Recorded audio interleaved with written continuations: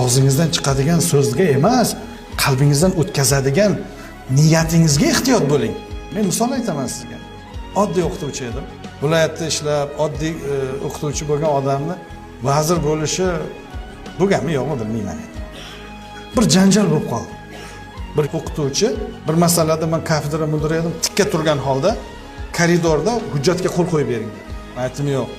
Imzo o'tirib kabinetda qo'yiladi dedim. Dedi, rektor bo'lib keting, dedi. Qanaqa rektor? Men vazir bo'laman. Men bo'ldim vazir. Ya'ni niyatga bog'liq hamma narsa. Siz nimani niyat qilsangiz, shunga erishasiz. Doim onkologik kasaldan o'lganlar haqida gapirib, onkologik kasal haqida o'ylab yurgan odam shu kasalga chalinib qoladi.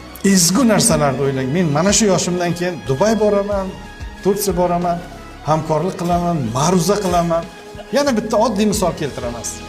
Uylangan odam maqtanchoq bo'ladi. Shunday televizorda Qonunchilik palatasini yangi qurilgan binosini ko'rsatdi. Mustaqil O'zbekistonning yangi qurilgan birinchi ma'muriy binosi shu. Bu payt televizorlar qora televizor. Shunaqa televizorda ko'ryapmiz.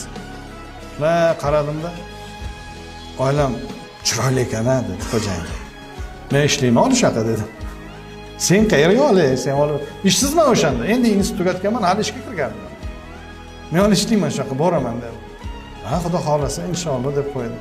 2 sazif 10 yil men shu deputat bo'lib 10 yil o'tirdim o'sha. Hamma narsa niyatga bog'liq. Niyatni katta oling. Men general bo'laman. Men davlatimni xizmatini qilaman, yaratilgan sharoitdan foydalanaman. Men ota-onamni ulug'layman. Men ota-onamni Range Rover'da yuradigan qilaman, xudo xolasa. Oldingizda juda katta taqdir sizni kutib turibdi. Siz kichkina niyat bilan uni kichraytirib qo'yishingiz mumkin. Lekin oldingizda kichkinaroq taqdir turibdi, kichkinaroq maqsadlar turibdi. Siz katta niyat bilan uni kattartirib olishingiz mumkin. Mana buni nomini niyat deydi. Mana shular maqsad. Shunga yarasha keyin rizqingiz ham bo'ladi, obro'yingiz ham bo'ladi, martabangiz ham siqilayversangiz, shunga qarab ketib qoladi. Rahmat.